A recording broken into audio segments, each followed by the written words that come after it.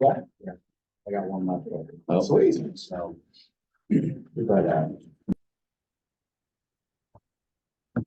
All right, good morning, everyone. Welcome to another forms class. Today, we'll be going over the listing agreement 1A and listing amendment form 18. How are things going? How are you guys doing so far the new year with the new conversations? Let's specifically talk about sellers since we're covering listings today. What have the conversations been like? Has anyone had any new listings?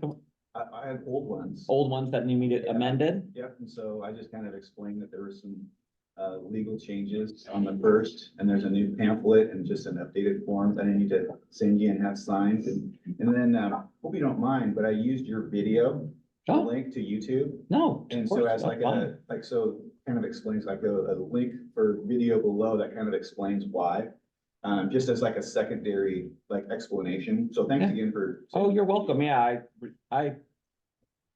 I contemplated for a while, like, you know, how do we tell the public a little bit better, a little bit more insight and something that they can understand. So I put together a video and script and Nice. Yeah, it was really good. and recorded that right in the video room and Yep. put it together and Nice video. threw it on there. Yep, not good information. Oh, that's good. Kristen, you guys have already have a couple listings, right? You already Yeah, did. we have one going on this week, but we talked to them last week. Well, we had already gotten the 1A signed last year, Okay, but didn't have like all the listing papers prepped. gotcha. So I just did a new 1A this Oh, week. so you just did a brand new I one. just did a brand new one. Yeah. Just threw it in there. She didn't ask any questions. All right. So I'm gonna do a price drop at 5% plus $1. We were gonna do it today. Mhm. With that one, that'll just be new moving forward, even though that I got this signed, I sent a new, 1A. the pamphlet and everything. Yeah, So it'll be, just moving forward, it'll be new, yeah, right? that's a new, yeah. You Yeah. just do it. You just did a 19 to cancel and then a new Yes. 1A. Yep, you Okay. can totally do that. Had a conversation with someone on Monday. Like, what day is today? I don't know. And they said that they were talking with another broker. And they just said, oh, yeah, are you all ready for the new laws? They're like, oh, yeah, this is easy. I just tell, I'm just telling my sellers that, hey, I charge X% and then I give half, to the buyer broker. What's wrong with that? That's a no-no. Yeah, I'm good. I'm glad you guys can remember that. Yeah, commissions are decoupled. Yeah, they're not connected anymore. There is no more sharing.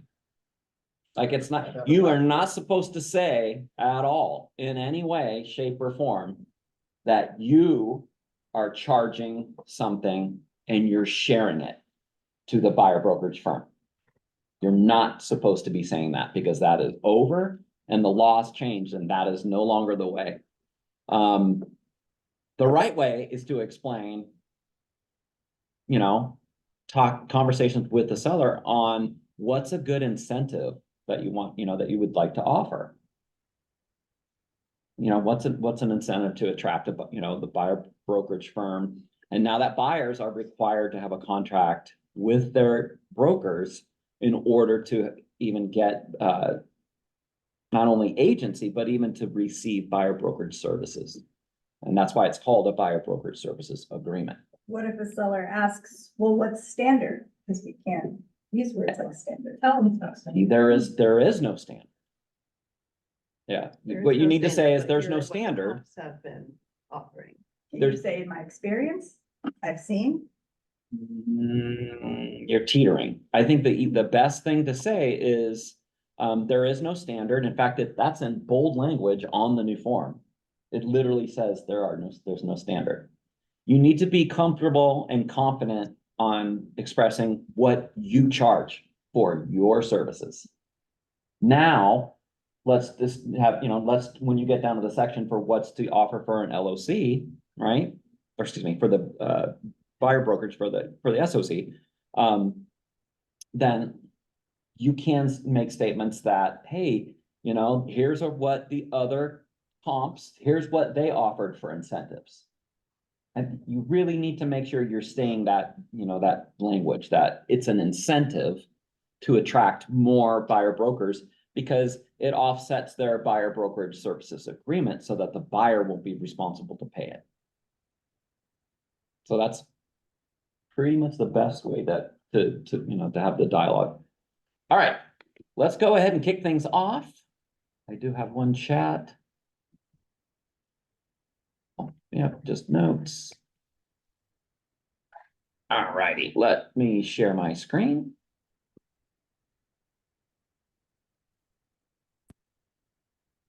All right, let's get into the 1A. All right, so exclusive sale and listing agreement, 1A. This covers all property. So if you're listing anything, you're using a 1A. The Northwest MLS listing agreements are designed for use with all types of property, including residential, manufactured homes, condominiums, farms and ranch, vacant land, commercial, multifamily properties. Information about the properties provided for in the listing input sheets. So all your listing input sheets are different. Northwest MLS uses different listing input sheets for different types of properties. So business opportunity and lease and rental listing forms. The listing agreement does not replace forms 16A and 16B, business opportunity, exclusive sale, agency listing agreements, or form 63 exclusive lease rental listing agreement. You should continue using those forms as appropriate. All right. B, let's see.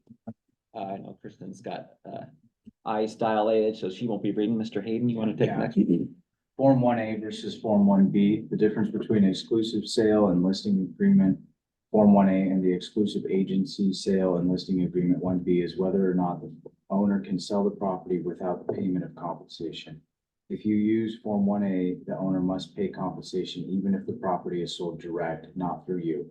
However, if you use Form 1B and the owner sells the property without the assistance of a real estate broker, the owner is not obligated to pay compensation. Okay, so 1A, awesome. 1B, bad. If you're a listing broker for anything, I think in my almost 24 years, I think I've only seen the 1B used on like one occasion. And it was where this seller had two people who really wanted to buy his property and he already worked out agreements with them. They were like slow to get into lenders. And then they finally said, hey, if they don't make it by this date, I will go ahead and list with you. And this was a savvy seller because, but I want to be able to list as a non-exclusive listing agreement. So I was like, well, obviously the person understands the forms, definitely they understand what's exclusive and what's non-exclusive. And I think that's something to keep in mind when you're working with buyers. You've got your buyer brokerage services agreements now. Exclusive. Okay. Think of the 1A. Awesome. No matter what, if they buy something and it's within the terms in which you write in the agreement, then they owe you compensation. It's the same thing for listings. For listings, you just really are never gonna be using a B. I just really don't see why you would do it. You're the one fronting all the money and the services and providing all the, the draw to the property with your, exclusive marketing. Don't use a B. If you did have to do that, you'd be like, hey, I have photos. Yeah. I have a sign cost money to put in the ground. Yeah. You're gonna have to compensate me if you don't go through me. Yeah, and again, be on the lookout for consultation agreement. I can't think of what they're gonna call it, but they're having dialogue about basically signing an agreement that you can get paid upfront. It's like a retainer, but it's gonna be called something specific. So there's dialogue about that. So Is that stay like tuned. in lieu of a commission? Like- No. No. No, it just goes towards the total amount or Like earnest money for your services, kinda, but it would be, paid to Yeah. the firm and then dispersed immediately to you. So it could be, there could be some, Maybe it's like draws, kind of like how like attorneys work. It's like, Yeah. something like yeah, that. kind of similar. Yeah. So stay tuned on that one. All right, let's see, Mr. Levy, want to do C? Agency, paragraph 3 of the listing agreement establishes the agency relationship between the listing broker and the firm's brokers who supervise listing broker, supervising broker and seller. All of the other brokers in the firm are free to represent a buyer and can bring offers to the seller on behalf of a buyer.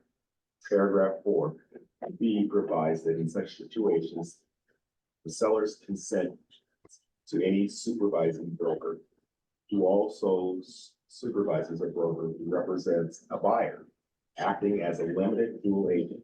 This is consistent with RCW 18.86. If you have any questions about the agencies, if you have any questions about agency or your duties to the seller, you should consult with your designated broker, branch manager, or an attorney. Yeah, so there's the, the disclosure of how limited dual agency for the firm is already in the agreement. That is not a separated initialing item in the agreements. And that goes for your buyer brokerage services agreements and agency agreements, as well. So that is always going to be that way.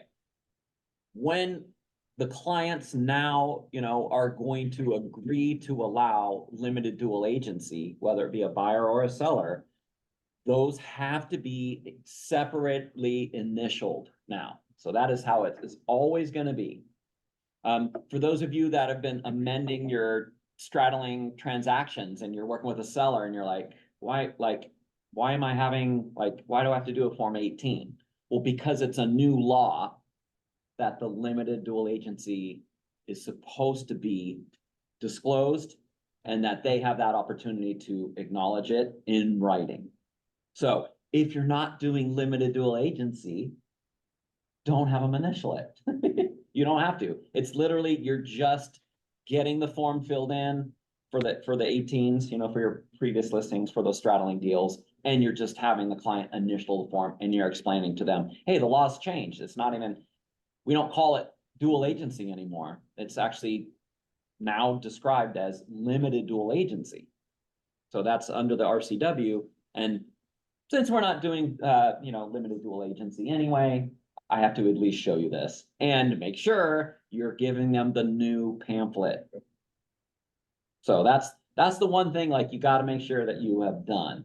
So any of those straddling deals. The straddling deals, if we do have an initial form that says that they're agreeing to that, and then if you stack it on top of the pamphlet, is that good enough to put into your transaction desk? And because there's no initial on it, you're just delivering it to it, but they do initial that they're agreeing on the form. Is that, or do you have to send them out separately? Because I'm sending them together. Oh, you can send it together. Okay. Yeah. You can send those together. It does not have to be.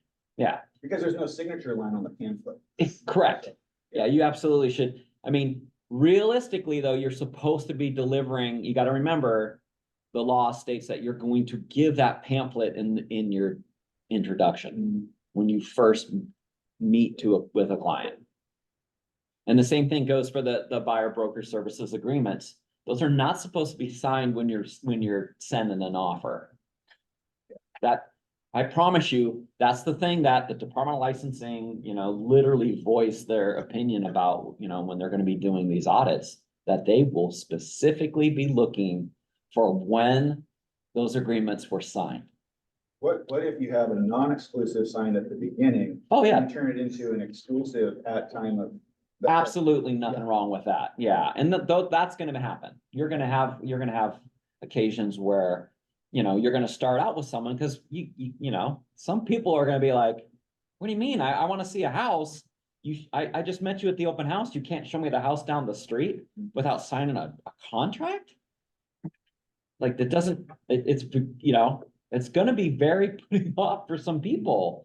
And you're gonna have to explain, you're just gonna have to explain and say, I know it sounds a little bit crazy. It sounds way different. But the state's trying to put more transparency into the transaction process because our industry's been running for a really long time where buyers don't understand. I was having a conversation with my wife last night and her friends at work are like, oh yeah, they've got someone, they're showing them houses, and and since I talk to my wife all the time and she knows what's going on, because, I've been explaining to her, and of course, she hears me on the phone all the time too, like, she hears all these things. She could probably field the calls. So she might be able to field a few, especially if it's on Form 17. That's that's the one she always cracks up about. But the thing that's, kind of funny to hear is that, obviously the buyers have been working with this broker for a while, and she asked, she's like, oh, hey, have you ended up signing a buyer agency agreement yet? With the broker. So we're like, no, what's that? Like, oh, well, yeah, the state, so she's explaining to her coworkers, and then they're all kind of like, what are you talking about? To see a house, you have to have a contract? What? So her whole like work was all discussing this, and so then the other person was like, and your broker didn't have you sign it? That doesn't sound good. If it's the law. So, I mean, So you're saying it's like the dialogue's happening. these people aren't gonna get paid when it comes time Yeah, right. for, By law, they can't get paid. Yeah. If their firm pays them, they're breaking the law. Come back. The buyer or the seller, whoever probably gets there first, could demand the money back, all of it. Not the cut that you got, all of it. So that's why firms are gonna be like, we can't pay it. If you don't have that agreement, we cannot pay it. And then we don't know what's gonna happen yet. We haven't had one yet, so let's hope it doesn't ever happen. I'm not thinking at least if like you have them sign the non-exclusive. Mhm. Just so that you can have that with the timestamp and everything on it, and then. Yeah. So it's easier to explain. So you can explain it, exactly. Yeah. Say non-exclusive means you're allowed to work with anyone, everyone, if you want to. And but- Then the conversation like, oh, we're putting in an offer, we're gonna modify this or update it to. Well, if they're putting in an offer with you Yes. for, a specific property, and you have the non-exclusive signed, you don't have to amend it to an exclusive to get paid. But would it be guarantee. better to at least kind of have your ducks in a row, like maybe they had an exclusive signed with somebody else, and now you're. Well, if they had an exclusive signed with someone else, No. yeah, Who knows what people are gonna say to have their like prospects to Yeah. work with them. I mean, if they have an exclusive signed with someone else, who owes the money? To who? The buyer. Owes it to who? To the broker. To that broker, they haven't, that's right, the buyer owes compensation on whatever they wrote in their agreement. So, but you're saying if you switch, then like if the sale doesn't go through, you procured a buyer that you're gonna continue to work through. I just think that that'd be stronger. nothing wrong with that practice. I mean, having conversations with people in there already that I've heard a few people like, I'm not even gonna. No, I'm filling in an exclusive. That's how it's gonna be. If you wanna work with me. Yeah. Sorry. And one person specifically said that they had the conversation with this person who called them on a lead source.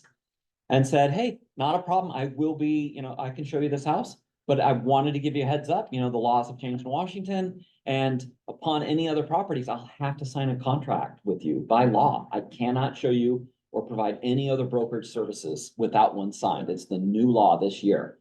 And they're like, well, I'll just have my agent show me it. And they're like, well, if you have an agent, hopefully you already have an agreement signed with them and you're only supposed to be using them, if it's exclusive. And they're like, yeah, they're just, I didn't want to bother them. They were on vacation. The Redmond. Again, no, it's another thing. So, all right, limited dual agency. Written brokerage services, agreements, and consents. To be a limited dual agent, the RCW 188620 requires that a broker have a written agreement with the buyer, a separate written agreement with the seller, and that the buyer and seller both consent to limited dual agency. You see here, that's the newest part, that there's a consent that has to happen for limited dual agency. So see Legal Bulletin 224 for additional information. They go into more in depth about the RCWs and the new laws. For limited dual agency, be sure that in addition to using this listing agreement, your firm also has a buyer brokerage services agreement, example Form 41, with the buyer that contains the required consents, acknowledgements, and disclosures. To meet the statutory consent requirements to act as a limited dual agent, the appointed broker must have a separately initial consent from both the seller and the buyer. The buyer and seller must also consent to any supervising broker acting as a limited dual agent. However, that consent does not need to separately, be initialed. That is already in the agreement. Paragraph 4 addresses the seller's consent to limited dual agency. Paragraph 4A contains initial and date blocks for a seller to consent to the appointed listing broker acting as a limited dual agent. If the seller does not wish to consent to the appointed listing broker acting as a limited dual agent, the seller should not initial or date this blank. Paragraph 4B contains the seller consent to any supervising broker who also supervises a broker who represents a buyer acting as a limited dual agent. So let's click into down here. So let's just take a look at the disclosure. All right. So here is the part where in section 4A, that if they're consenting to allow you to do a limited dual agency, then they will need to initial this. If they don't initial it, and later on, you do all of a sudden, your buyer's like, with the selective inventory, the odds are a little bit higher, right? With a little less inventory, you get a nice house and it fits their exact criteria. And then you are going to all of a sudden become a limited dual agent. You're going to have to amend your listing agreement, and you have to make certain that your Form 41 the buyer brokerage services agreement is also initialed for the limited dual agency. That is the only way by law you are allowed to provide limited dual agency to the clients. Okay, one more time. Just So, six. It's 1A signed with your seller. Yeah. And section 4A initialed. And also your Form 41. And then the same limited dual agent, it'll be the buyer broker as limited dual agent initialed as well. So it's like 2 pieces in 1A, 2 pieces in 41, right? So it's got to have them both. And now when you're writing the Form 21 on the front page, you are marking limited dual agent for representation on the disclosure in the actual agreement. So you really got to have all that together. So if you are missing any of those elements, you didn't do it properly, and that definitely is going to open you up to liability. Wouldn't it be safer just to do non-represented buyer and just? not- Unrepresented. Or unrepresented buyer, just not even. Oh yeah, we've actually done that like 3 or 4 times Yeah. just in the past like 3 weeks. Yep. With our brokers, just they didn't even want to get there. The seller wasn't even comfortable with it. So with the seller not comfortable, and that's who you already represented anyway, and 2 of these buyers came from sign calls. It just makes a lot more sense to say, hey, you can, I can write this up, but you'd be unrepresented. If you do unrepresented, I feel a lot more comfortable with that one extra additional shield in front of you in the firm, which is the 22RA. Does anybody know that form? 22RA. No. Nobody? Kristen, you don't know that one? What? Jeff probably does, but I don't. No, other way around. RA. It doesn't sound right. Bam! Look at that. Come on. Attorney review contingency addendum. 22RA. Good job. That man spent a lot of times in forms classes, people. That's the only reason he remembered. So 22RA is an attorney review addendum, and by default, it's 5 days. So it gives the clients 5-day contingency for them to go review with an attorney. If things happen, it goes sideways later, and they end up taking that to an attorney because they're trying to sue you. Right? What do you think the attorney's gonna say? He's gonna go, who reviewed this? You had a 5-day contingency. Didn't have anyone review it? Oh, man. Well, this is embarrassing. Okay, so time out. So if, we put unrepresented, with the listing agent, and we mark unrepresented for the buyer. Mhm. And instead of, having a buyer's agency agreement saying that the buyer is unrepresented, we put in a 22RA. Or you have them both. Yeah, Or we have- Well, first of all, if you're not representing the buyer at all, you're not having a 41 signed with Right, them. so there's nothing on there that says, hey, you're represented, just letting you know that you're unrepresented. Yeah, you're just writing up the form, you're writing up the purchase and sale agreement. Now, there's a couple elements you gotta be careful of. In fact, it even says in the manual, not in this, but it will say it into the other forms. If the buyer's unrepresented, do not fill in your information on the buyer's side in the bottom.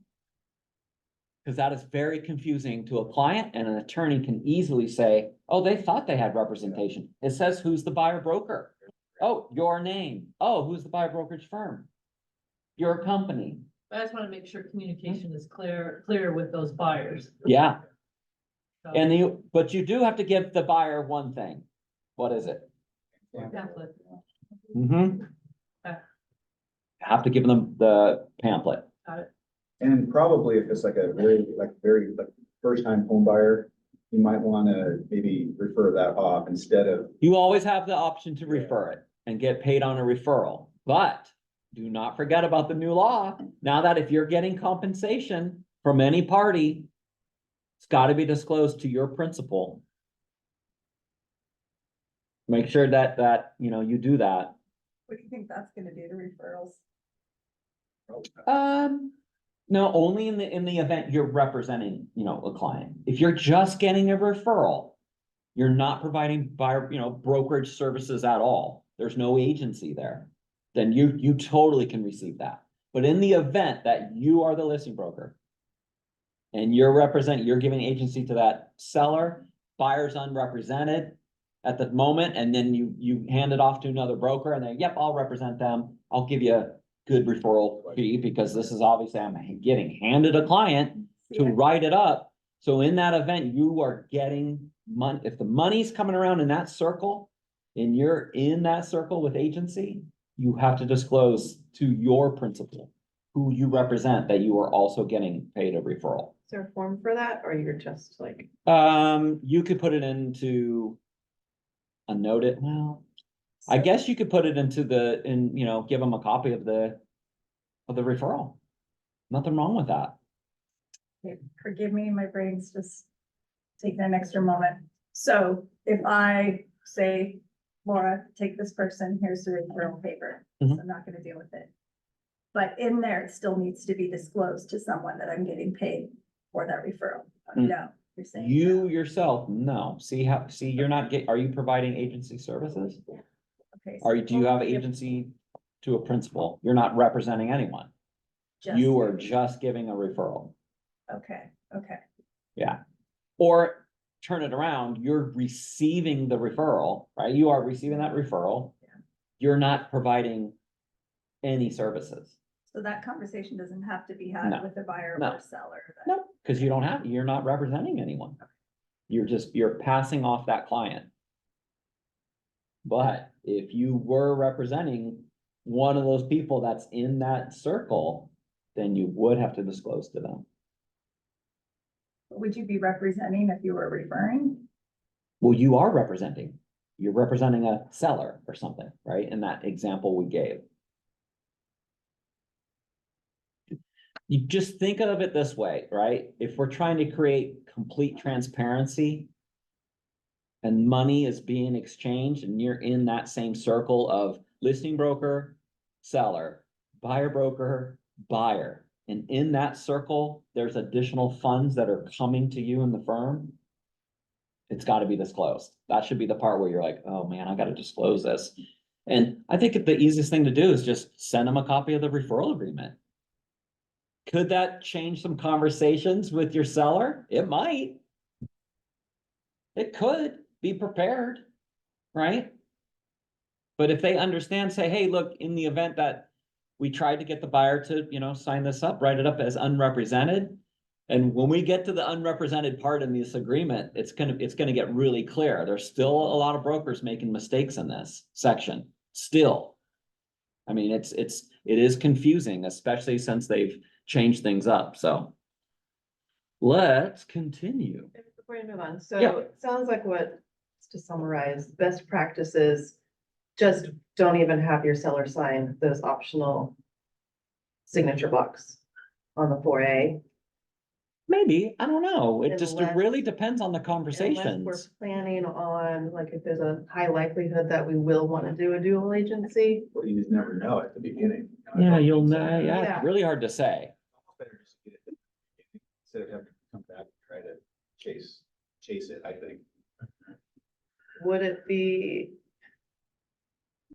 I think if you're Thinking of- explaining upfront, it's like if Right. it's unrepresented, this is what compensation should come back to me. If it's this, it could go back to I think if you're like going through like line by line, like we're supposed to, can you explain? And then if you say, oh, and by the way, this right here for dual agency, say for instance, someone comes at the sign, I'm doing an open house and they're not represented by anybody, I could write it up on their behalf, but I just don't represent them. Would you be fine with that? I think at the beginning, and then that happens, they're like, oh, we talked about this at the beginning, and it should be fine, right? Yeah, well, most of the time, if you're talking, if you're at the consultation with the seller, you're explaining the form and explaining how the compensation sections work. I mean, there are some advantages for people. Why do people, let's rewind. Why do clients want to even do limited dual agency or unrepresented? What's the reason they do it? What? They think they might save money.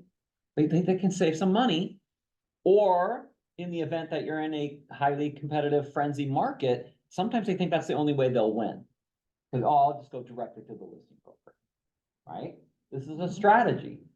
So if they're already anticipating a reduction in compensation somewhere because they're gonna, go the route of limited dual agency or unrepresented, then it's having the conversation up front with the seller is perfectly fine to figure that out.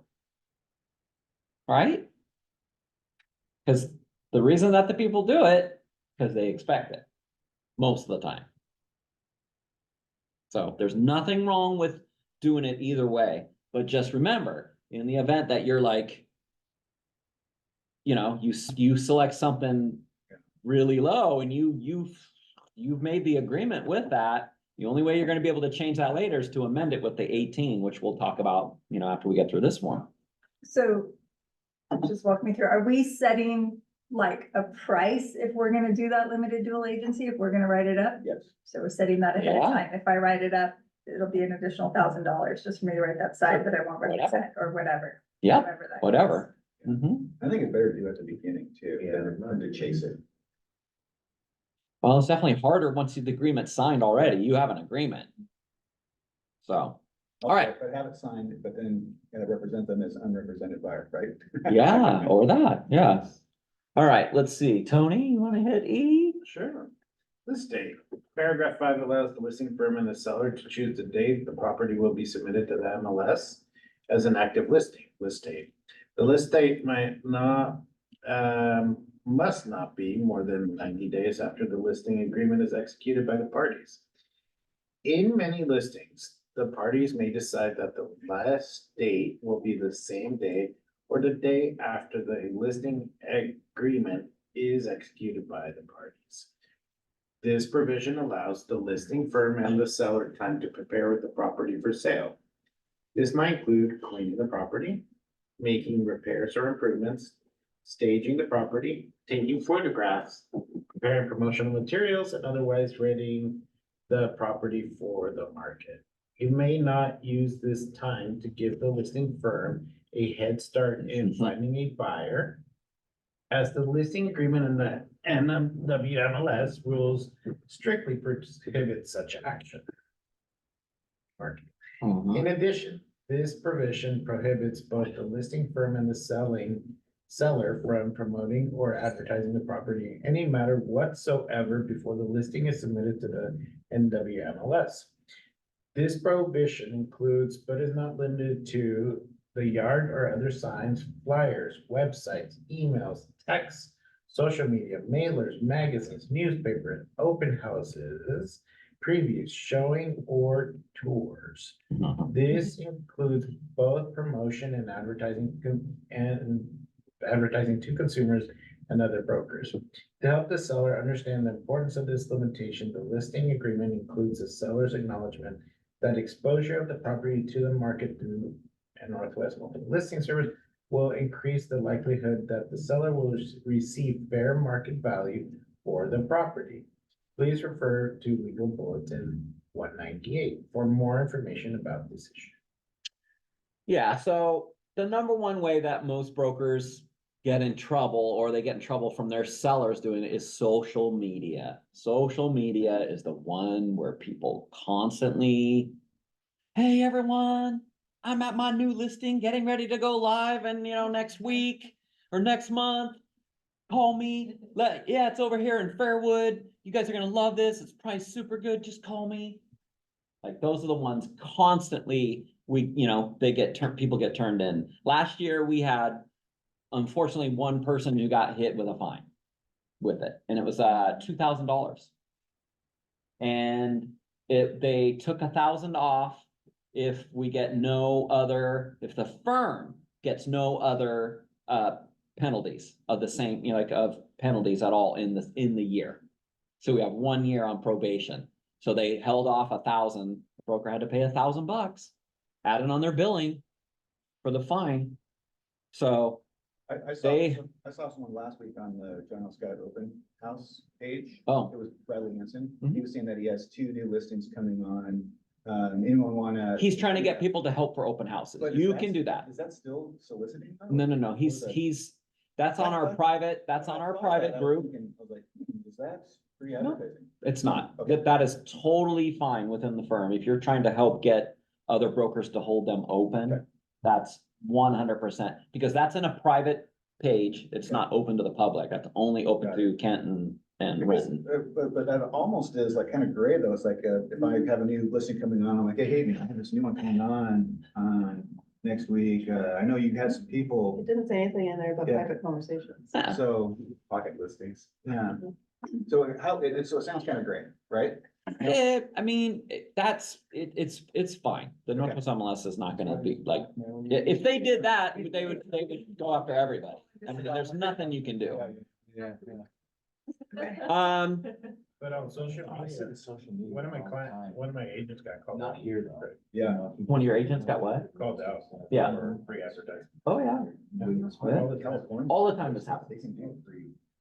Did you guys notice the new days, right? 90, what was the old? 30, 60 days more. I mean, definitely that's stuff we've needed for a long time. I mean, there's so many times houses take months to get ready. Or you. Or a year. That's true. Yeah, so it's really nice to be able to have that kind of time to truly prepare it to market, but just don't forget, there's only one first impression. That's it. That's all you get. Remind your clients that, say, hey, we can't share this on social. We got to be really strategic, the way we launch the property to, just to get it out there, and then remind them that you will provide them the link to share right when the listing goes live. So they don't give Redfin or Zillow more leads. Yeah. Use your own, private hyperlink so that they will, obviously get a good link to share. So that's something you really should be, doing. So then that will funnel more leads, and you can keep, on top of the hits and stuff like that that's coming to your listing. Look for a lot more analytics coming soon when they update to the new JLS Engage. So there's gonna be a lot more analytics in the new CRM system when it comes to your listings and stuff like that. So Like how many showings and how many calls, all that we'll be able to share. a lot of other stuff. All right, seller privacy or other concerns, paragraph 5 identifies that to address privacy or other concerns, the seller may instruct the listing broker to limit listing input information, showings and marketing, see MLS Rule 11 and Form 7 for additional information. So if you need to do undisclosed and all that kind of stuff like that, you need to use Form 7, upload that in your supplements. when you select Form 7 in the supplements dropdown, only the Northwest MLS and the firm, DB can see that, not the public. So a lot of times brokers will get these auto fines because they basically said undisclosed and they didn't upload the Form 7. So just make sure you upload it in the supplements. And then that's where you don't get an auto fine. Those auto fines start at 50 and go all the way to 500. So you don't want those. And again, there's only one first impression to your listing to all of the buyer brokers out there. As soon as that goes live, all the supplements should be uploaded in into those, supplements and documents on transaction desk. All right, members' own forms and form changes. MLS Rule 3 and 5 allow members to use their own form of listing agreement to more easily differentiate their services, accommodate sellers' needs and interest, and better compete in the market. We do not use your own, we don't use different 1As. In fact, listing agreements are one of the things that the lawsuits are mostly looking at on how compensation is broken out and discussed and how it's disclosed. So even other MLSs that are in our state that were using their own different MLS form or their own forms, they're actually gonna adopt Northwest MLS forms because they can see the writing on the wall that they're gonna have to conform and start making a lot more transparency into the transactions. In fact, I would hope that they start even publicly printing and allowing the compensation for, buyer brokerage services published in their listings. Because they So still Eric, haven't. Yep. question, so talking again? In Spokane? Mhm. Yes, Yep, Okay. exactly. okay, So they're using 1As.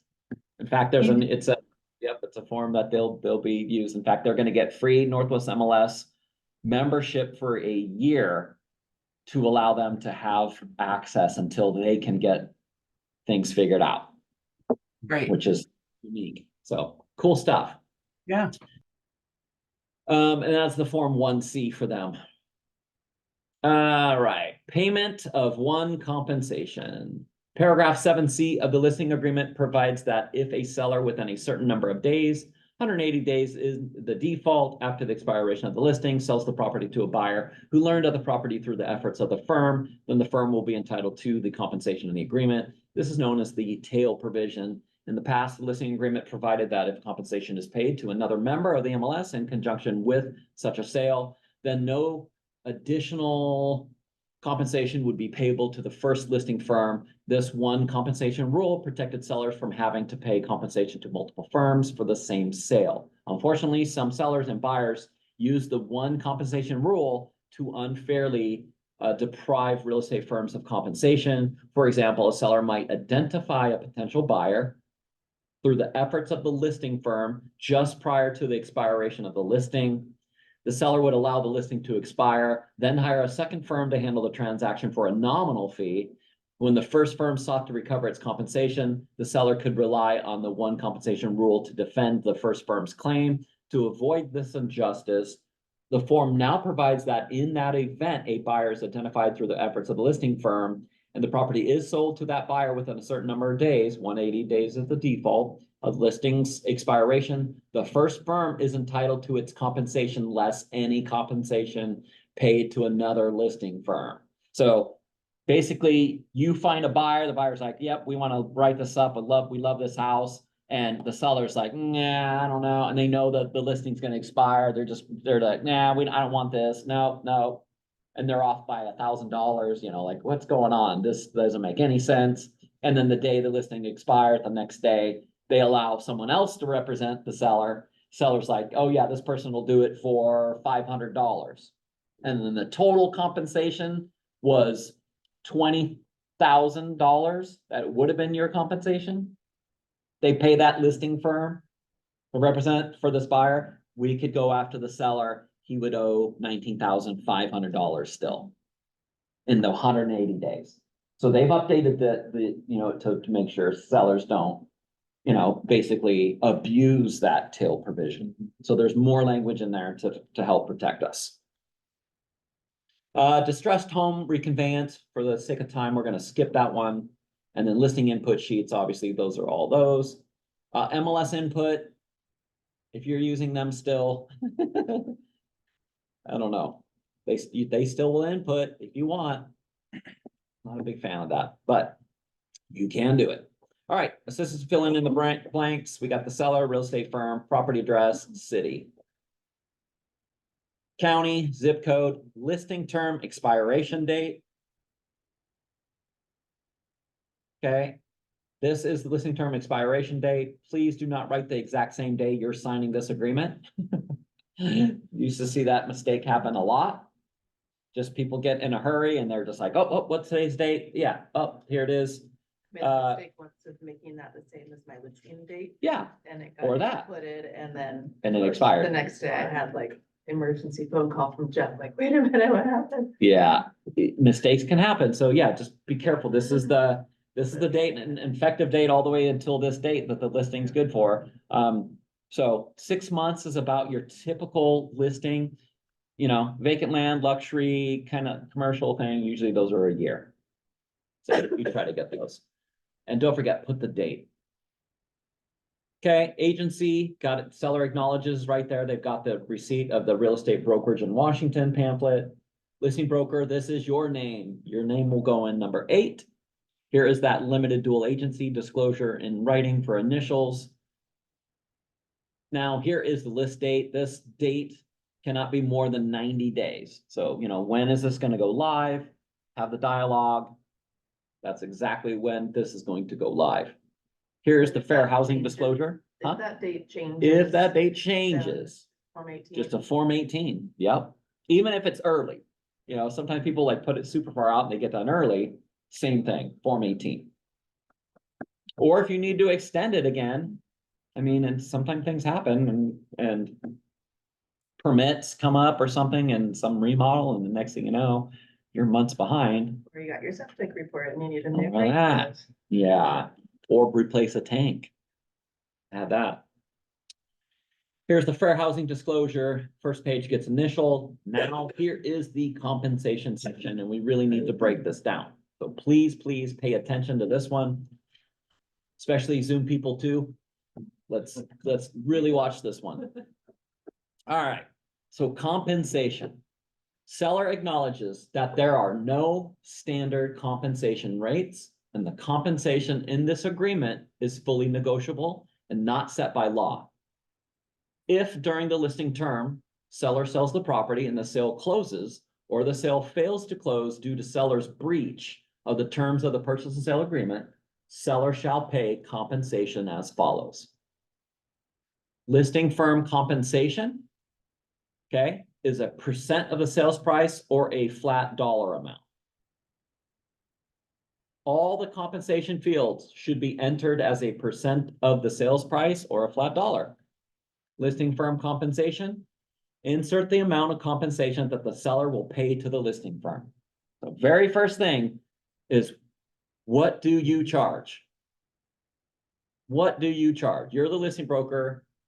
You're having the dialogue. It is, what do you charge? That gets in this box. You fill in one, strike the other, right? I guess you could put dashes in this if you're doing a percent, which normally you guys probably will be doing. And just remember that you're not sharing any of that compensation to the buyer brokerage side. This is just your amount, okay?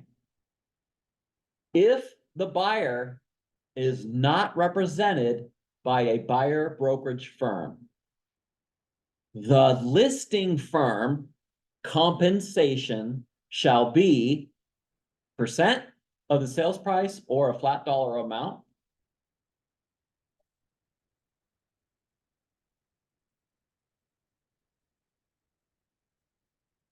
Equal to the amount in subsection 7A if not filled in.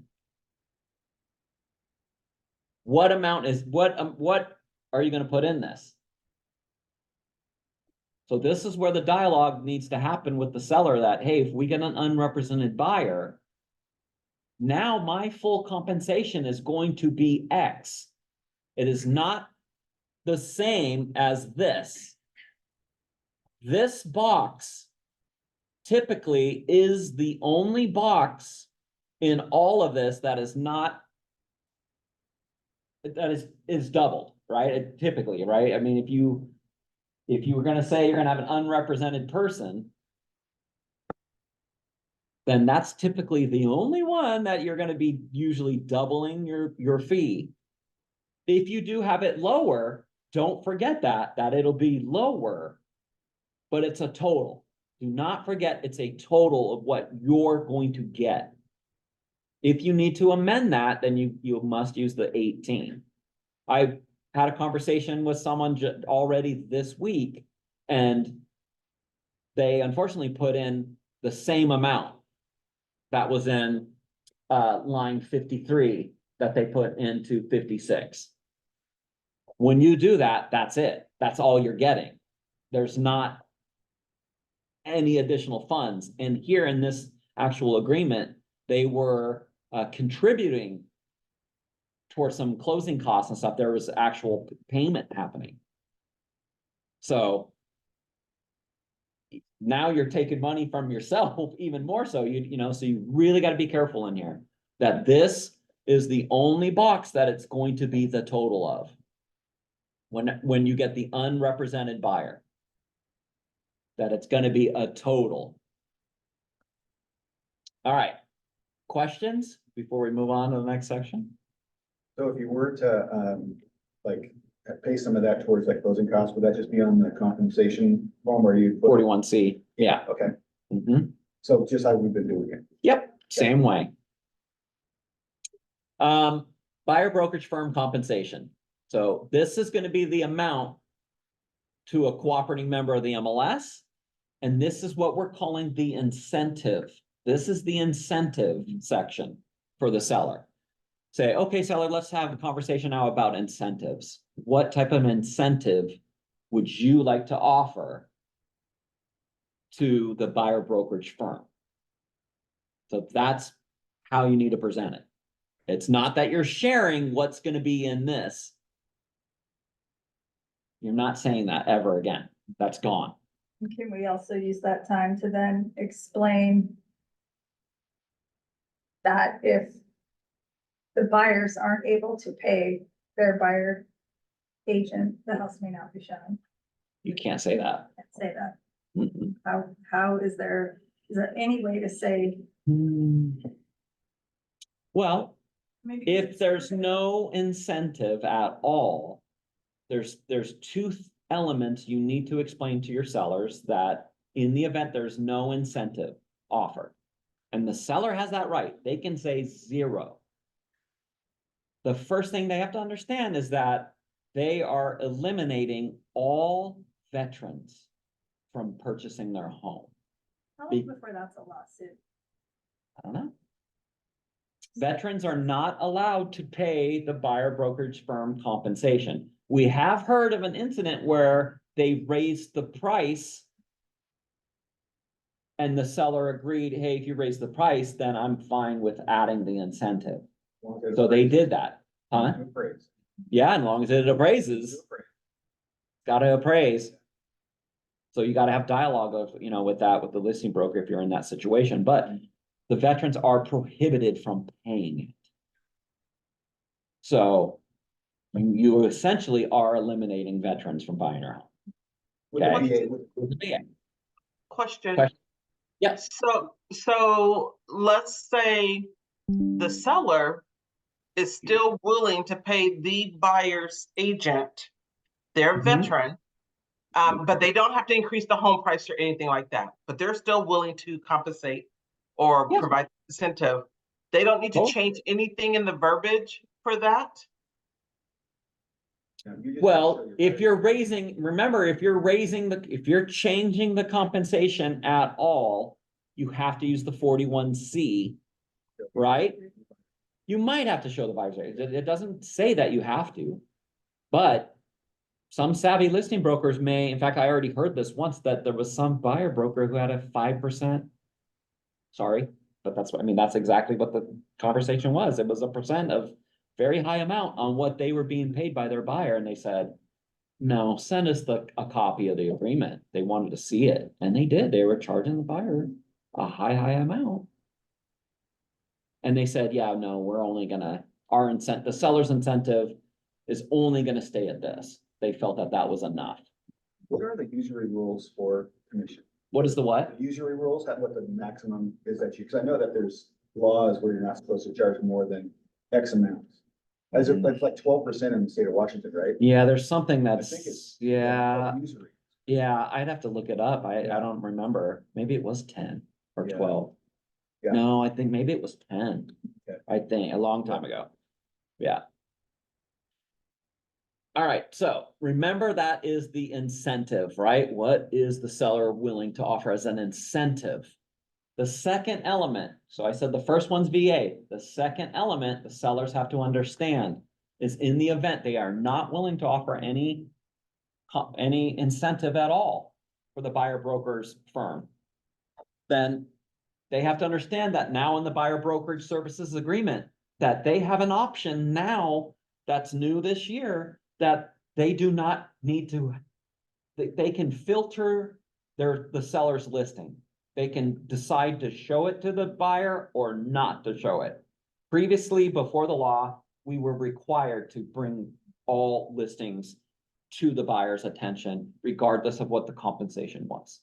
So now that is the other piece that the sellers really need to understand. So right in the agreements right away, if it's not to an amount that's appealing to the buyer, because that's who's got to be willing, who's in the agreement is the buyer.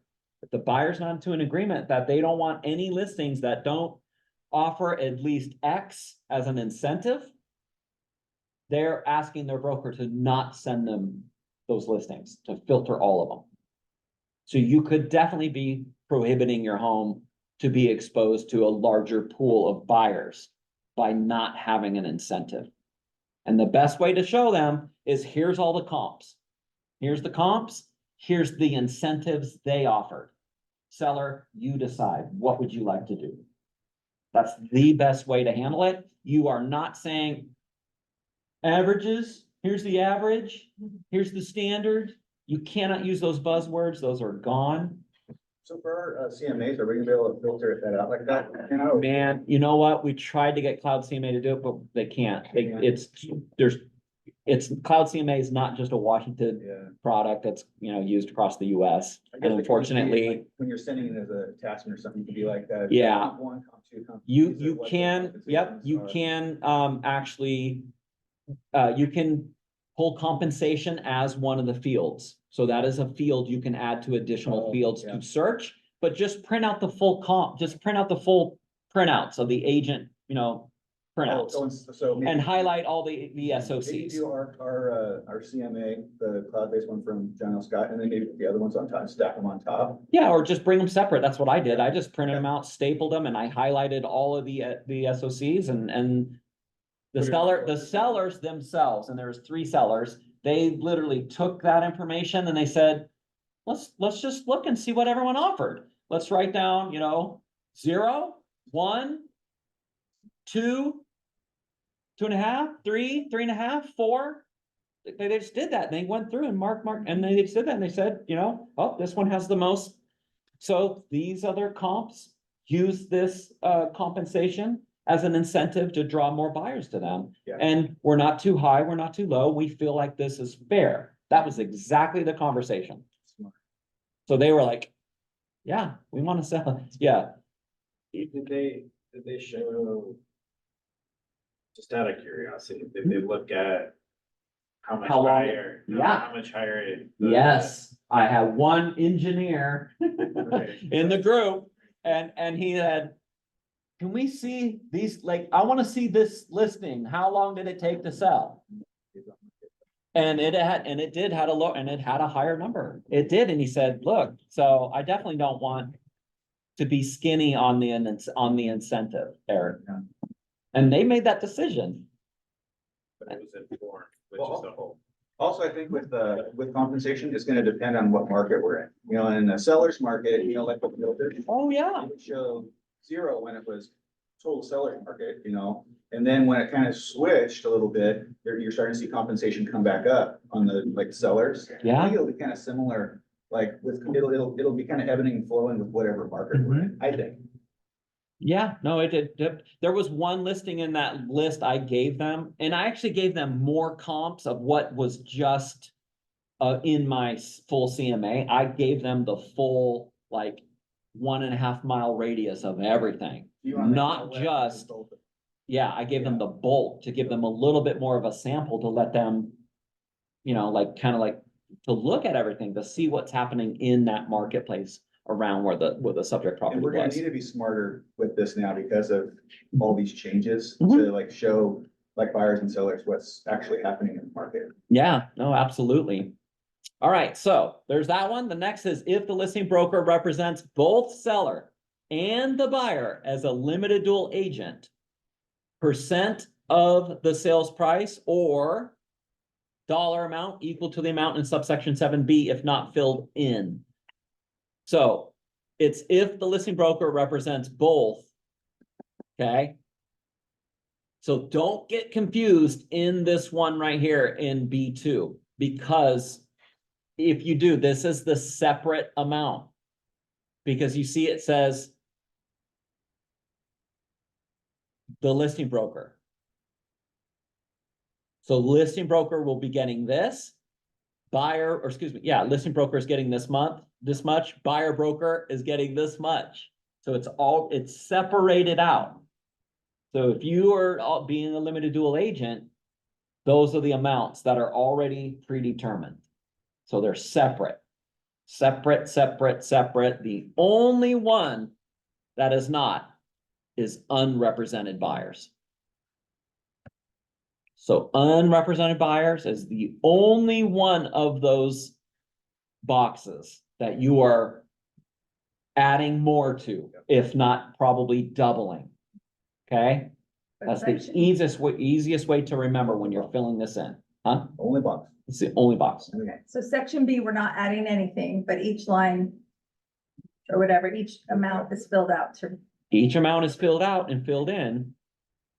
Yep, but do not double, do not add, what more, additional, because it is separate. They're all separated except for this one. All right, if checked, the offer to pay buyer brokerage firm compensation shall extend to licensed brokerage firms that are not members of the MLS. I really wish they wrote something about in Washington, because I get this question all the time.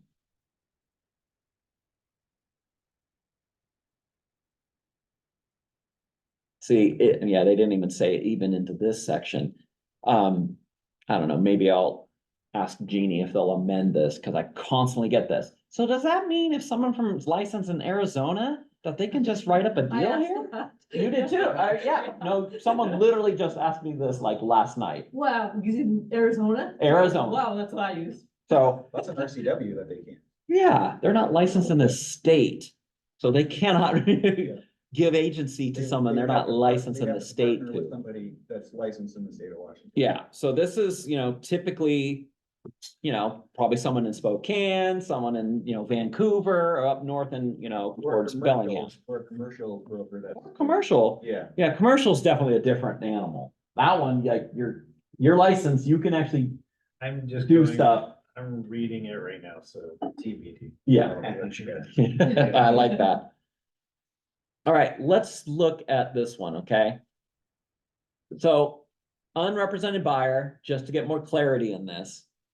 Insert total the amount of compensation that the seller will pay to the listing firm if the buyer is not represented in the transaction.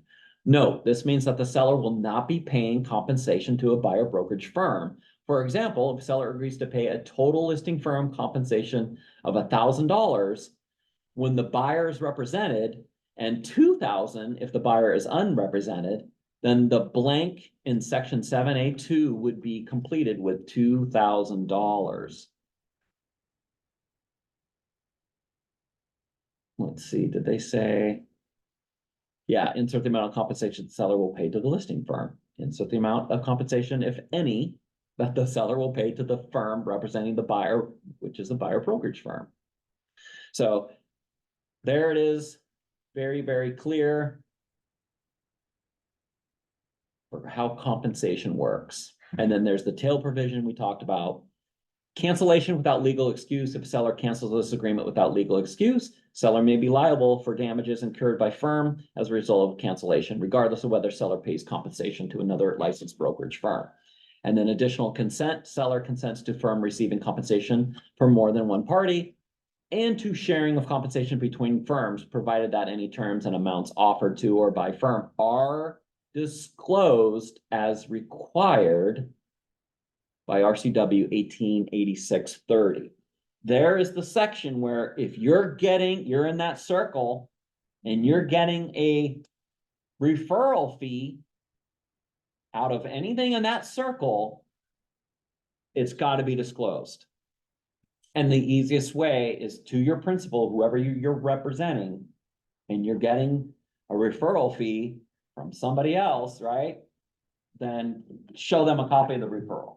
Send them a copy. Say, hey, I'm just going to send you a copy, email, forward a copy of that email into your SkySlope file, and you are, that's a shield. I mean, you literally did everything you're supposed to do according to the revised code of Washington. Eric, how does that work for teams?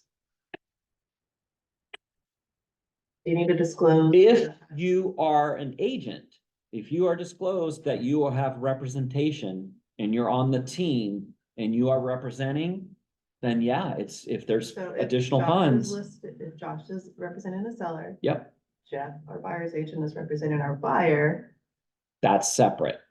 If that's separate. but Josh is receiving a portion of what Jeff brings in. So okay, so it's It's not a it's a referral. great question. It's not a referral. It's an amount that's a structure from his team. Yeah. Annie Fitzsimmons, Correct. yep. There's a little bit of some grayness in this, in the RCW. Annie is actually meeting with the DOL and the auditors. It's either this Thursday or next Thursday. I can't remember the date. Oh, no, it is next Thursday. And she's gonna work with them. They're gonna have dialogue about that exact specific thing. That and also transaction coordinators who are doing a little bit higher level service than just the additional, communications, stuff like that. So she asked me to share a breakout of what team structures are, who does what duties. So I just sent her those yesterday for 3 of our teams, Josh included. He shared that, structure on who does what, so that they can try to take to the Department of Licensing, have dialogue and say, I know the law meant this, but do we really want it to mean this too? Like, we need to have dialogue about that. So they're actually having a session to talk about it. So there may have some, more things come soon. So we'll just have to wait and see. But if it's written in contractually that they're an agent, right? They're an agent to a principal. So you're representing a buyer or a seller, and there's other additional funds being shared in that circle, and it should be disclosed. But not in that one yet, because we don't know. Do you think that, okay, that disclosure, right, like it's gonna be me and this other agent working on this, do you think that helps seller or buyer with compensation, realizing that there's like a team of people that are paid from this versus just one? You think it matters? I don't know. I mean, that's probably a case by case scenario, and it truly probably comes down to what your package of services that you're providing to the clients. And if it's something that's, something tangible, something they can, actually see of all the benefits, then I guess if you're explaining that, then it could. Thinking when we talked before in class about just the power in numbers, like, 2 people showing up for a listing appointment and 2, It can. Okay, go ahead. It can. Luxury, I will say more geared towards yes. Luxury, I think it's a little more expected to bring your team members. Yeah. That is strong though, like if you are doing a presentation like in office and you're like, Oh, yeah. this is me and my partner and. My marketing team, right? And that standing up, you introduce them, but being a solo broker, I think you're fine as well. Yeah, don't forget, you have a team here Yeah. too, right? We got Kayla, we got Amy, we got me, Tony, Jim, McKenna marketing department, you know, so you absolutely can utilize us in your dialogue with your clients and say, yeah, I have a massive, you know, I got a huge yeah. team, Like I've leaned great on support. Tony, you know, and we brought in, you know, the client for a commercial listing, and I'm a solo agent. And so lean on the whole office, and it makes, not will utilize these services, you know? Yeah. And show your clients that there is a big team behind us. Yeah, that's a huge advantage. It really, it is. You're paying for it. Yeah. Yeah. It's part of, you know, part of what you get. All right. Damages and breach in the event. Okay, so this is the new thing that people are questioning about right away. Number 15, damages in the event of buyer's breach. In the event seller retains earnest money as liquidated damages on a buyer's breach, any cost advanced or committed by firm on seller's behalf shall be paid therefrom, and the balance shall be retained by seller or divided equally between seller and the firm retained by seller if not checked by default. This is a new, you know, straight up marking, you know, in the event maybe you're doing staging, you're doing something, then you can mark this and say that earnest money is going to be divided. Okay. What happens when a deal dies? Who's holding the earnest money? Anyway, escrow. Does escrow have a copy of your listing agreement? No. Never, you're never sending your listing agreements to them. In the event you are marking this, you're gonna have to send it over. You're gonna have to show them that there is an agreement for that to be split. Don't just secretly, you know, mark this, skip past it, get it to a seller and don't have the dialogue. I think that you're gonna probably look bad if you had no dialogue, no discussion at all, and you just mark this that, hey, if this, you get a deal that dies, where I'm splitting it with you. I think that's probably gonna look bad. Because the seller's thinking, oh, great, I just emptied my house, I moved across country, I thought this deal was gonna close. Now I got two houses. And now this like $10,000 that's gonna help me with my payments, now I'm only gonna get 5. That's not gonna probably end up being very good. A lot of brokers don't, you know, retain half of the earnest money. It's rare. On occasion, I see it. Egregious, right? Like, Yeah. Yeah. Yeah, so just I want you guys to think about that, okay? And then, of course, attorney fees in the event either party employs an attorney to sue each other, then they're entitled to awards of attorney's fees and expenses. The amount of attorney's fees and expenses shall be fixed by the court. Venue of the suit will always be in the county in which the property is located. And then you got your own little mini Form 34. What's some language that we could put into this? Maybe you are doing staging. I would put, for clarification purposes, in the event seller terminates the agreement prior to the expiration date, seller shall reimburse listing broker X dollar amount for all of the staging and marketing. You could absolutely do something like that.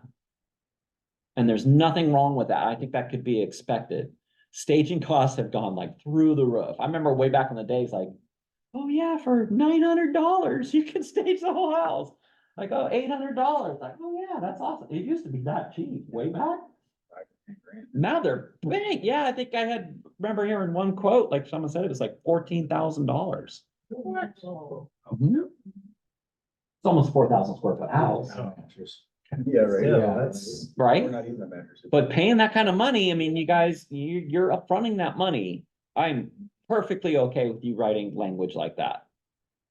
In fact, maybe I'll even add in, I'll do office clauses and maybe we'll do a staging fee in listing clause or something. I'll add that in there. You guys like that?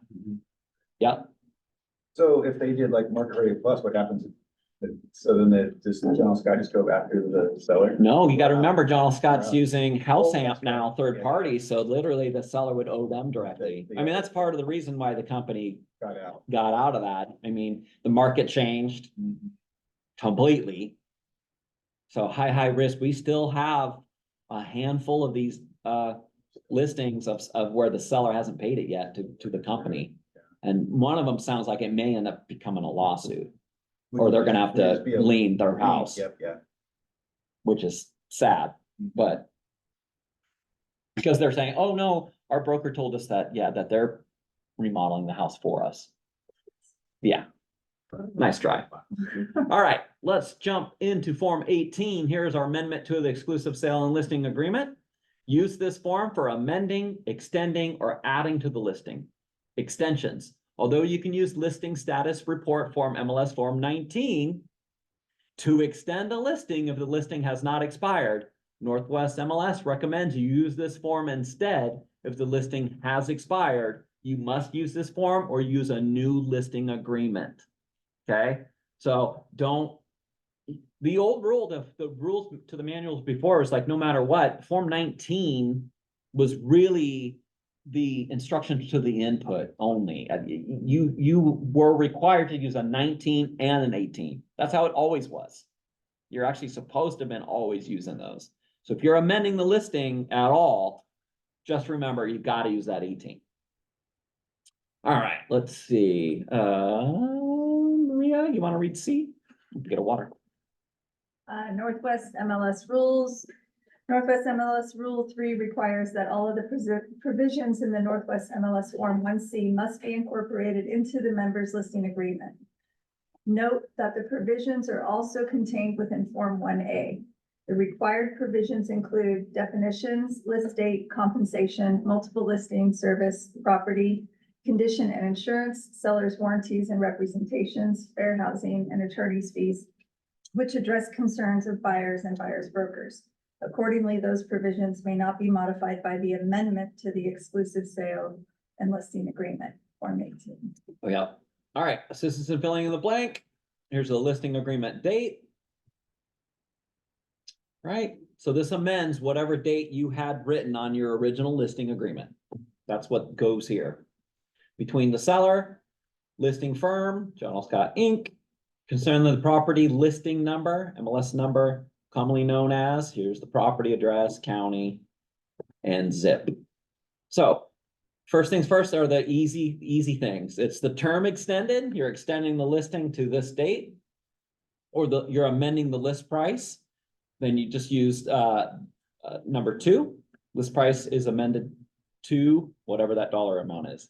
Now, if you're doing the option of canceling a listing, relisting it, do not use 18. You got to use a new 1A. If you're doing that 5%, greater than 5% rule, always reduce whatever the current purchase price is at currently, and I just subtract 5.01%. And then that's what I use for the, for what that threshold is that you have to be under. That's the dollar price you have to be under. If you cancel relist a property and you're not under that, or that amount and under at 5.01%, then you will get an auto fine. And is it $250, $250? I think it is. So you automatically will get a fine because you're manipulating the system to get back into the hot sheets and being shown up as a new listing. You're not going to get rid of the CDOM, the consecutive days on market, until you've been off the market for 60 days. So on the 61st day, you could relist. That CDOM counter is going to reset to 0. So it used to be 90 days, but then they kind of figured out like, hey, that's too long. And someone can, typically they fix the house up or they do some changes usually in, during that time. It's a nice trick. But it is a great trick. And always change that primary photo. Always want to do that because you might end up tricking someone like, I don't even realize they've seen that same listing before. All right, agency and co-listing broker firm appoints. Okay. Here is the co-listing broker. To represent seller with listing broker, this agreement creates an agency relationship with co-listing broker and any of firm's managing brokers who supervise co-listing broker, supervising broker. No other brokers affiliated with the firm are agents of the seller. This is the one where you are adding someone to the listing as representation. If you are going on vacation and you're having someone watch your business for a term, okay? Like, oh, it's only for a week or whatever. I think it's a great idea to only make sure you're adding them for a week. It doesn't make sense to put them onto the full agency for representation for that seller for the whole entire term. Because if they're truly only going to be providing listing brokerage services to that client for a term, then we need to describe that.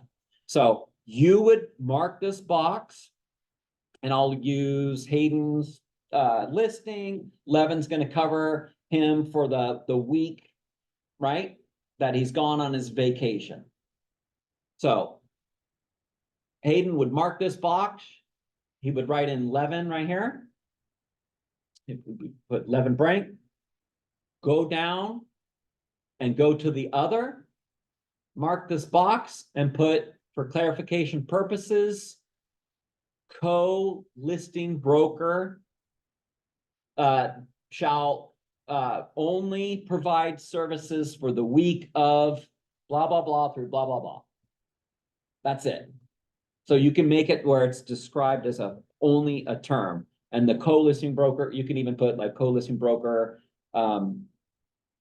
shall expire on this date, or you can even do that too.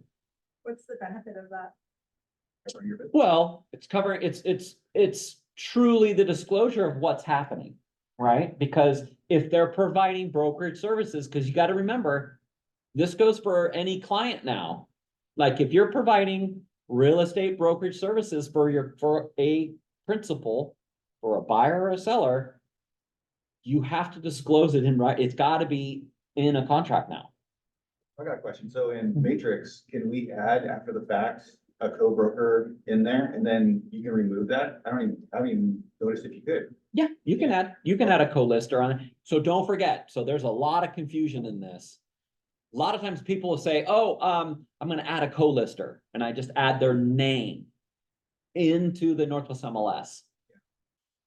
Matrix. Prior to 2024, I could see where that's fine. You could still have done, you could have done that. But I would say now forward, do not do that. Do not do that unless you have a contract that states that they are a co-listing broker to that principal. Because that, if you're doing that, then it's confusing. Yeah. It's confusing to the public. And if we're trying to bring transparency to the industry, I would say, don't do that unless you have this 18 signed. All right, so we got a bunch of questions on that one.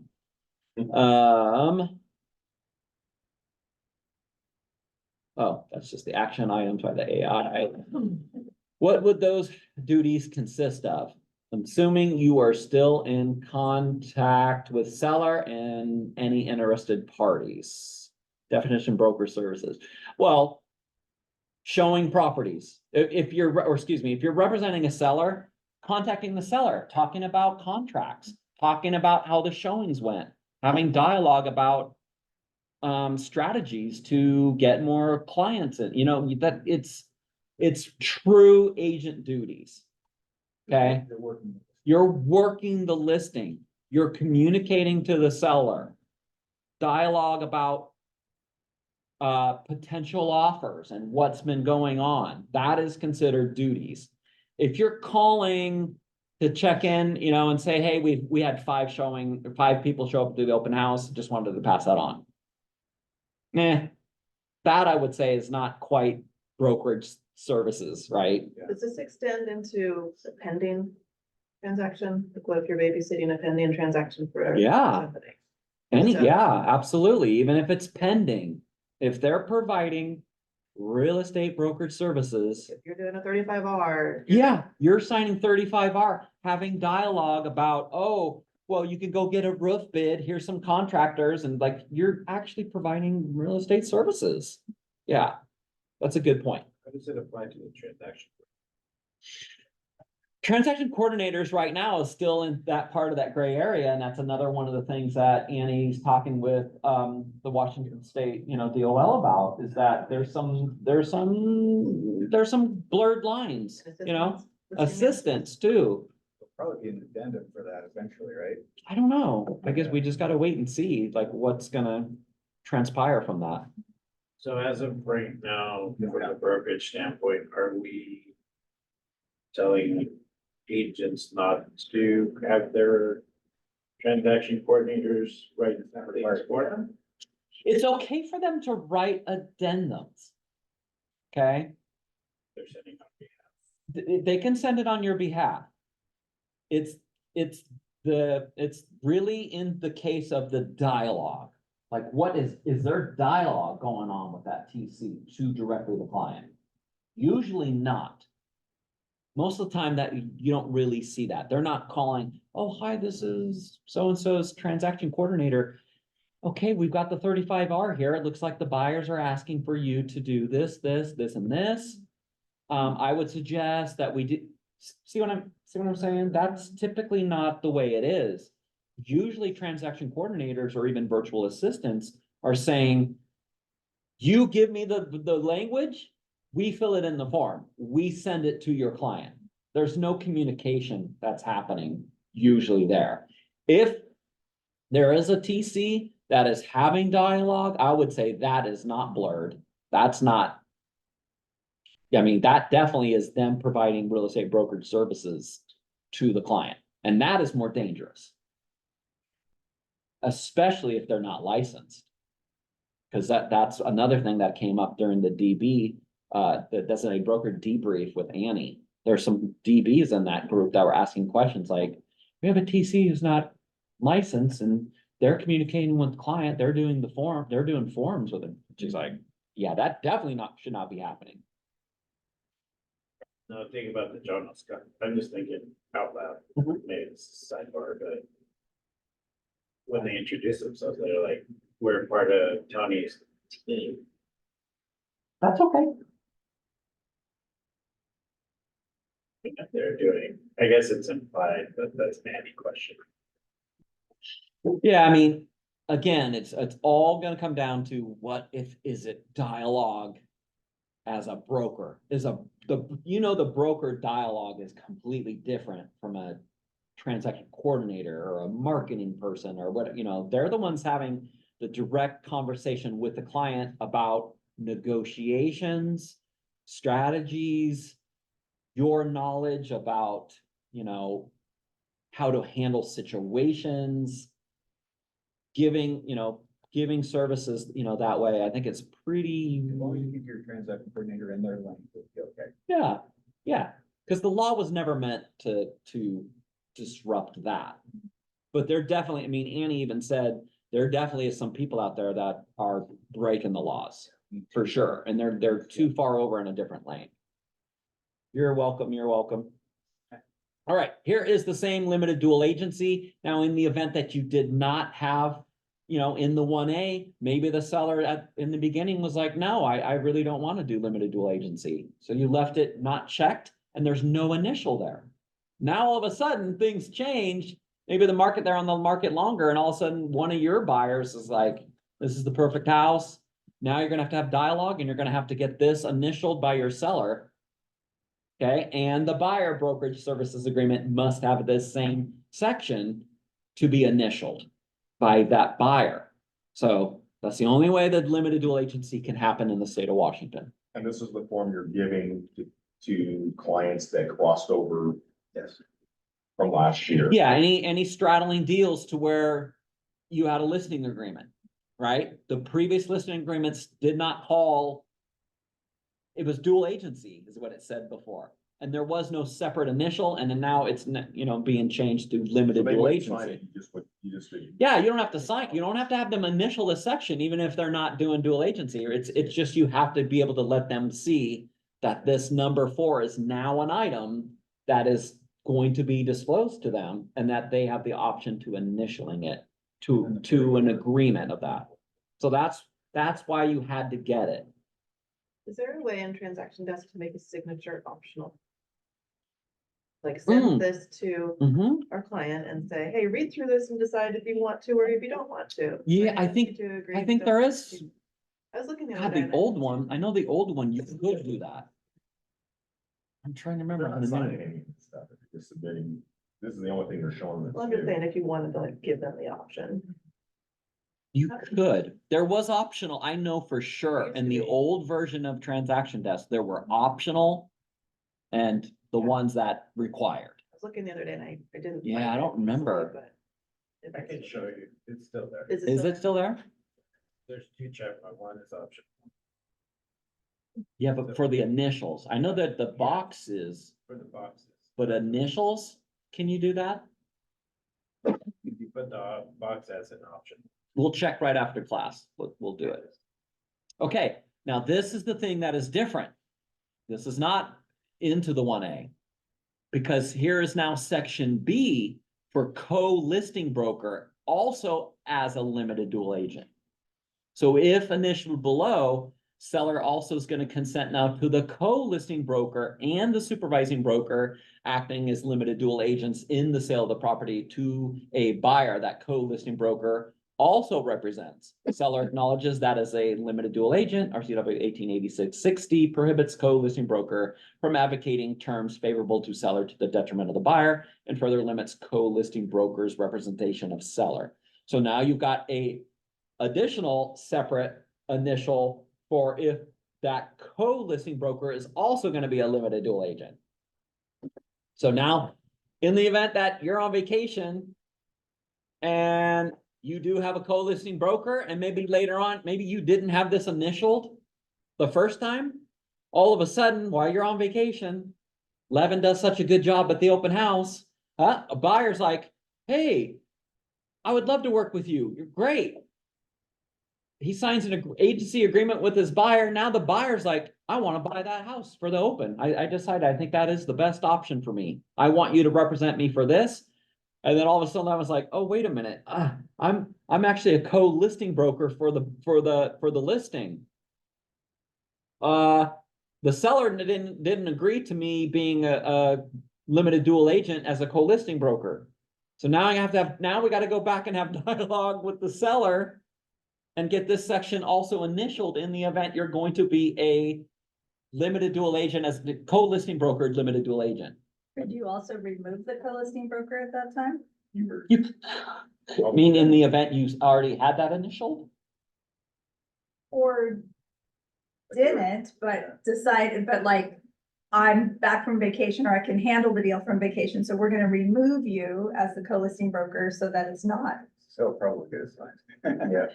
Yeah, we will see how this goes. There's gonna be some transactions where all of a sudden these weird things might happen.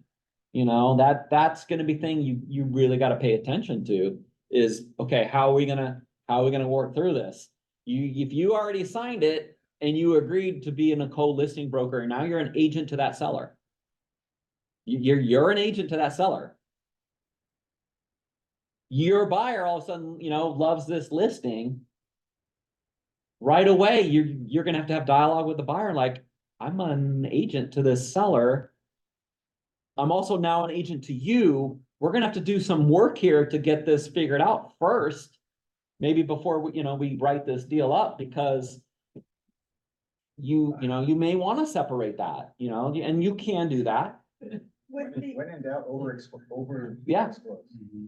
and I apologize for any silly questions, but how you were able to put, under other, like I'm on vacation from this time to that time. Could you also have like a co-listing broker for a listing that says the co-listing broker is gonna be part of the transaction up to going live? Like helping with all. Could, I'm just you could, throwing. yeah, you could do that. You could write it to be, for a term prior to the live date. Okay, Sierra's got a question. What does the office want brokers to do if a listing agreement was signed in 2023? However, it won't go live until 2024. You still need this 18. You still need an 18 signed by your seller. Whether or not they agree in initial to also the limited dual agency, that, doesn't matter. It's mainly they have to see this new disclosure. So just have them fill it out at the top, make it match everything that you've got in your original 2023 1A, and just have them initial, sign in, initial. Or actually, it's just a sign. There is no, initial. This one's just a sign. Yep. So it's just same thing. Let's look at, okay, one last question in the Zoom, people, unless that's the thank you. Yep, thank you. You're welcome. let's look at. Oh, I'm in the JLS ones. I was trying to look into there.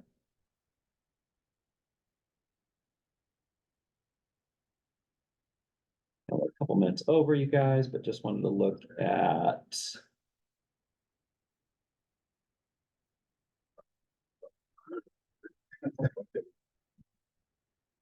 Okay, listing agreement addendum. Let me look at this real quick. Oh, that's just for the ML. That's if they use their own forms. Yeah, this is just for their own, in the event you're using your own forms as a firm, we'll never be using a 1C.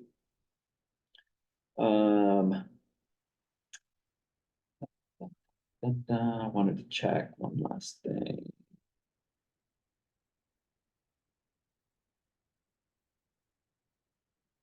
Oh, that was the seller, then the 7B for undisclosed. Okay. Alright.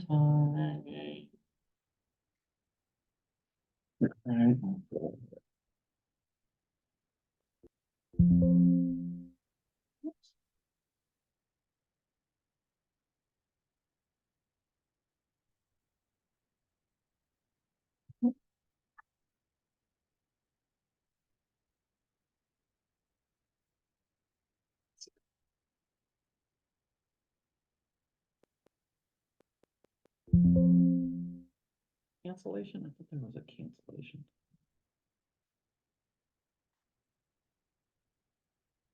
Well, they got the conditional release, 52. Just want to look at that real quick. So the terminations, right, are all in here for the conditional release. That's for you making a condition for that listing to release the seller. The termination for buyer brokerage services agreement is 53. Termination of seller representation. Here's 54. So in 54,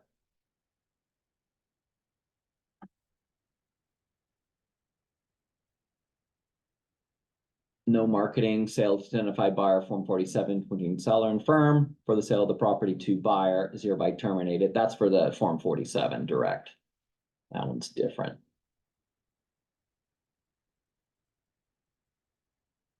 That's it. All right. That's it, you guys. Any last questions? Stop share for right now. Hopefully you guys learned some more insight and details to working with sellers with the new 1A and how to amend your agreements with the 18s. If you do need to remove a co-broker, like I said, it's best to, if you already have a predetermined date in which that's ending, you're fine, that's done. It ends at that. There is no agency anymore with that co-listing broker. But if you need to add, if you're adding someone, there was no term, then they're on there for the whole length of that listing agreement. If you're stuck in that situation where you need to remove them because they're going to all of a sudden represent a buyer, then just do a new 18 and just mark the other box and just say co-listing broker so-and-so is hereby removed from the agreement and no longer represents seller. You could do that. So that'd be the right way to remove them. All right. Thank you guys. We see you on the next one. Thanks for making it.